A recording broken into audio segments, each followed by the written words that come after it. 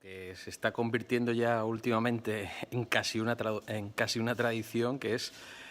venir a trasnochar al cine y abandonarlo prácticamente cuando está vacío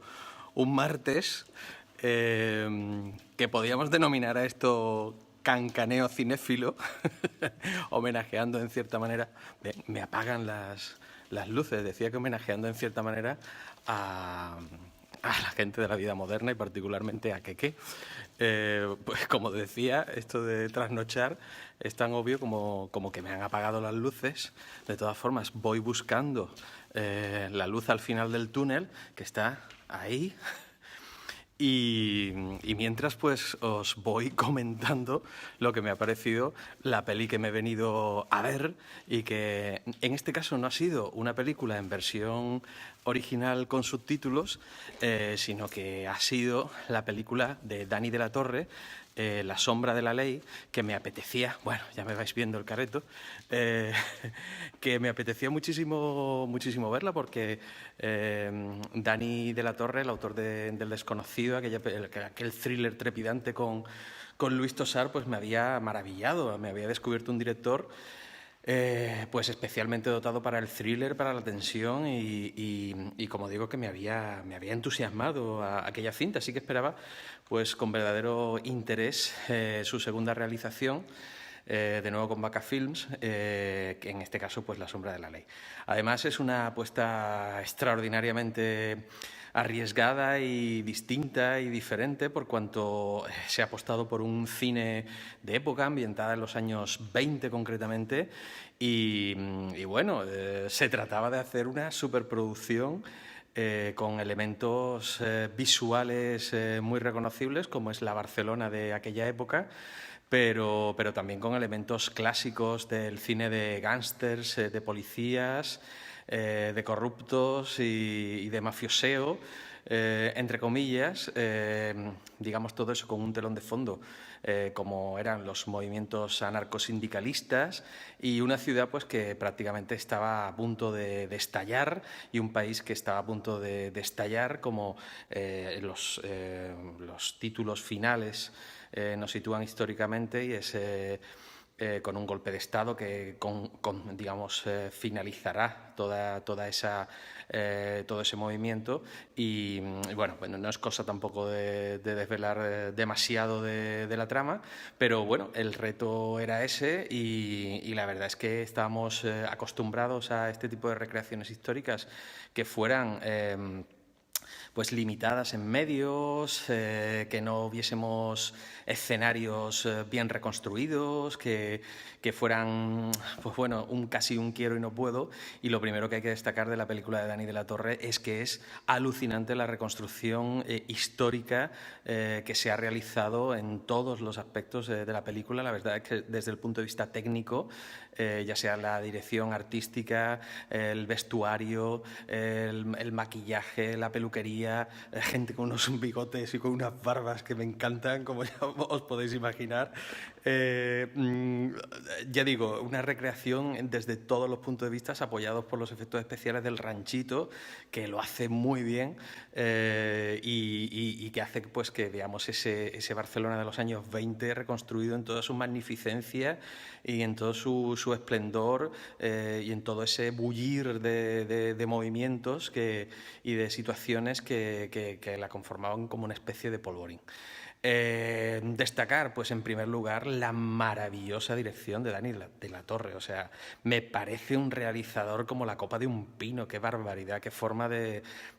planificar secuencias, planos secuencias, qué visión de dar dinamismo a determinadas escenas, y qué ojo para fotografiar de la manera que se fotografía en la película. Ese apartado también es extraordinariamente destacable. Recrea muchos iconos que podemos tener en la cabeza de películas. Hay muchos homenajes a muchas cintas, pero sobre todo recrea pues todo lo que icónicamente tenemos en la cabeza de esa época, ¿no? De ambientes cargados de humo, de contraluces, de siluetas de sombreros, el tratamiento de la luz es realmente chulo y me parece fantástica la dirección fotográfica. Como se apuntaba, hay muchas películas que se homenajean, también lo hacía Brian De Palma en Los Intocables de Lion Ness y bueno, nadie se echaba las manos a la cabeza, como he oído algún crítico decir que prácticamente la película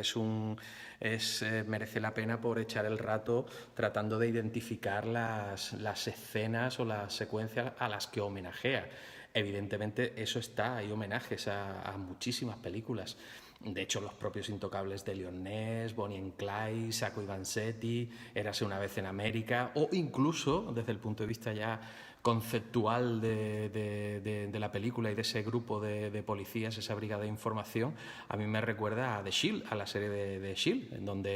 en donde Vicente,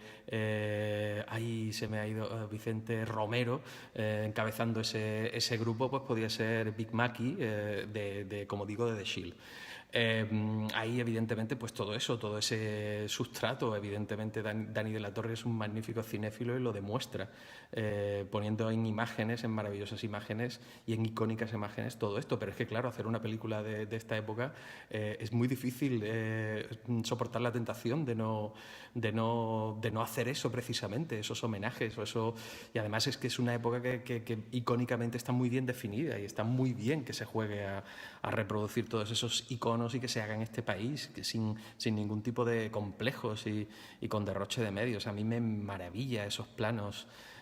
abiertos, grandes, de calles, o sea, me parece realmente, como decía, muy lúcido. Los actores pues están todos bien. Yo destacaría a Michelle Jenner, que me convence muchísimo, a Vicente Romero por el hecho de ser un actor secundario tradicionalmente y que aparece aquí en un papel protagónico, pero está también Héctor Alterio, está Luis Tosar, evidentemente, está Paco Tous y hay muchísimos actores que están francamente bien en la cinta. También todo eso tiene una música muy morriconiana, de hecho hay un tema cantado por Ainhoa Arteta que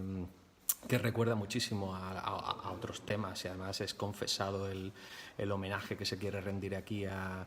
las composiciones de Morricone. Y